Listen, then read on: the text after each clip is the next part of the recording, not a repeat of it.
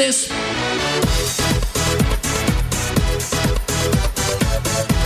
Hello, everyone. Welcome to another episode of Reading Time with Jarvis. Over the last 17 years of my career or so, I've read some 300 business books, along with hundreds of thousands of pages of industry publications, kits, articles, etc. Most of these books, at least, can be found on my bookshelf. And in this segment, I'm going to share with you a few of the books that have had the biggest impact on my practice and my life, and books that I recommend that you read. Now, when I'm reading books, and I like paperback books, but you can do the same in Kindle, and I believe in Audible, I like to highlight and dog ear pages that have things that are really interesting to me. So if I get to a spot in a book, I think this is really interesting, I will grab a pen, I'll underscore, underline, or highlight the couple of lines that are really interesting, and I'll dog ear the corner of the page. When I get to the end of the book, I'll go back through and look at any dog-eared pages and see if I need to take action based on those standouts. I mention this because no book I've read has more dog ears, underlines, and highlights than the book Tools of Titans by Tim Ferriss. It feels like every other page in this book has been dog-eared. And the reason for that is that this book is the highlights of the hundreds of podcast interviews that Tim Ferriss has done with legends of industry of all shapes. Now, I don't normally listen to Tim's podcast. They're a bit long for me. It's longer than my attention span will hold. So I was very excited when this book came out. I have read it through many times. I keep it on my coffee table.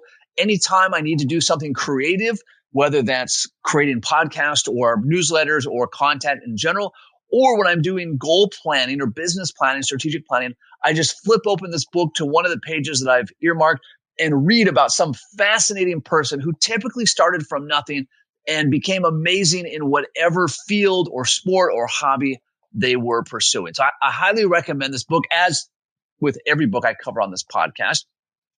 And I want to give you 3 takeaways, which was tricky to do because, like I said, this book is full of my dog ears, full of things that I'm taking action on.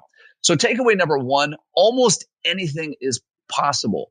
So the guests that Tim Ferriss has interviewed and highlighted in this book come from all over the world, and they have done things that were previously regarded as impossible or at least extremely difficult.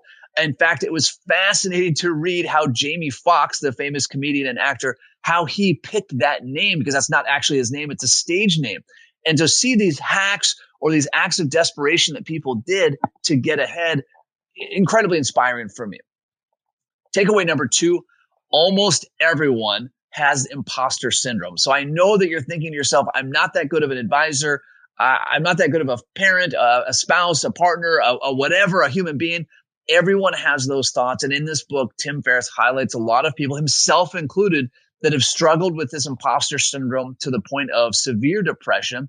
And he gives several really actionable tools for taking care of this. And as you know, I love people who are in the trenches talking about what they actually did versus people that are theorizing how you should handle these things. Takeaway number 3, dedicate time to read and study. I read about a book or 2 to 3 books a month because I carve out time. Typically, I like to read in the mornings for an hour or so. I like to read on Mondays. I like to read in the afternoon. This is what I fill my time with. They say that the average American spends 28 hours a week watching television. This is mind-blowing to me. Spend just a portion of that time bettering yourself. Like I said, I do like my reading in the morning. Some people do them in the evenings. I tend to fall asleep when I read in the evening, so that doesn't work for me. I've previously blocked out my first half of the day on Mondays.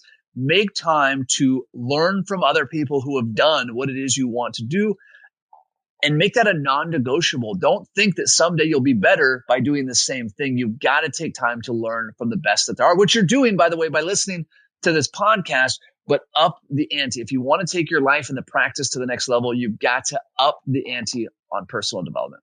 So with that, in the immortal words of Nacho Libre, go away, read some books. Hold on before we go. Something that you need to know. This isn't tax, legal, or investment advice. That isn't our intent.